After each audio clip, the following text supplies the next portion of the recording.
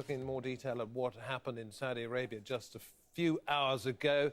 Ahmed Alibrahim is the Saudi affairs specialist joining us from Jeddah in Saudi Arabia.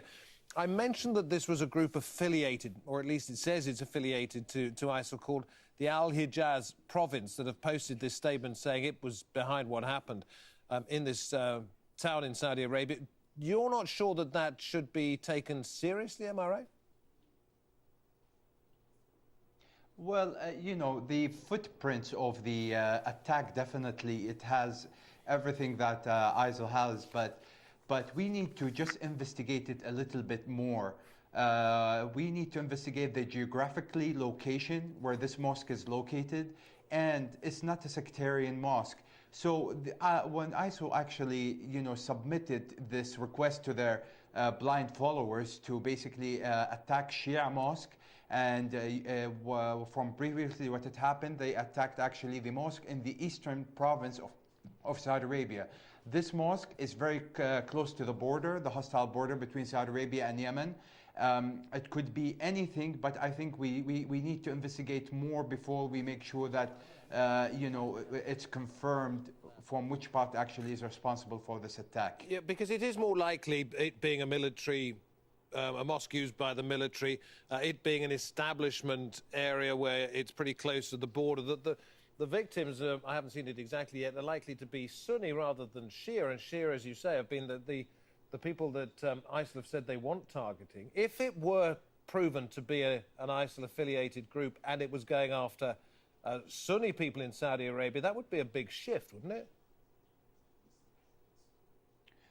It will be a new tactic of their strategy. And listen, David, it's at the end of the day, it's the same ideology, it's the same doctrine. Nobody would do such an heinous attack like that, except they are a group of killers that we would like to eliminate and take a lot of steps internationally and locally in Saudi Arabia to eliminate them. You know, the cause is the same, whether they kill a Saudi Shia or a Saudi Sunni. At the end of the day, we are at one country and one group, and we defend Saudi Arabia with our leaders. However, if they change these kind of attacks by killing military or killing different subjects, or they actually, somebody claims that they are behind the attack, we need as Saudi Arabia to fight this ideology, this doctrine that has been coming into Saudi Arabia lately a lot, and we need to take a really stronger step in eliminating this kind of doctrine that it's moving and shifting within the kingdom. One of the people we had on earlier, you may have heard, said people such as this, groups such as this, have to be tackled at source. And the source for an awful lot of funding that is going to groups such as this appear to be coming from countries which are your neighbours, other Gulf countries, or in fact from Saudi Arabia itself, from certain individuals there. So what do you do to go about trying to end that? Well, David, you know, the Saudi Arabia and MOI, the Ministry of Interior Affairs, the National Guard, the Ministry of Defense, they are doing everything possible to do to help this country not to be targeted by foreign countries or regional countries, whether by funding, by giving messaging, by interpreting religion wrong. I think what it needs to be done in Saudi Arabia, first of all, the people need to be the first citizen and line of defense for this country.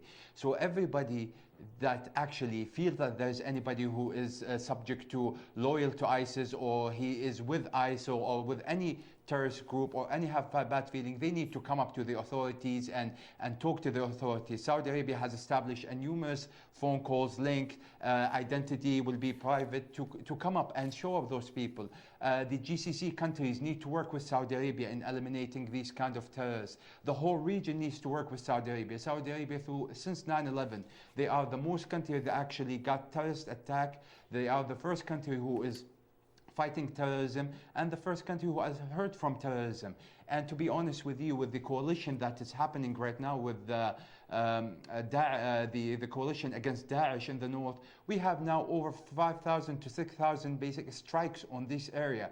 We actually did not hit a vital targets in these kind of lands to eliminate Daesh.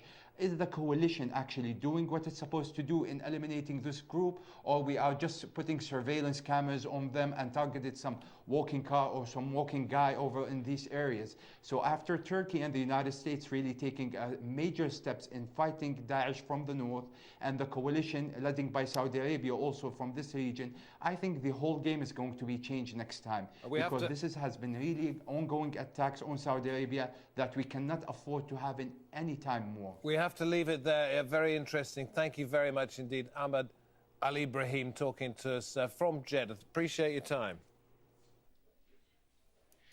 Well, the first vessels passed through the newly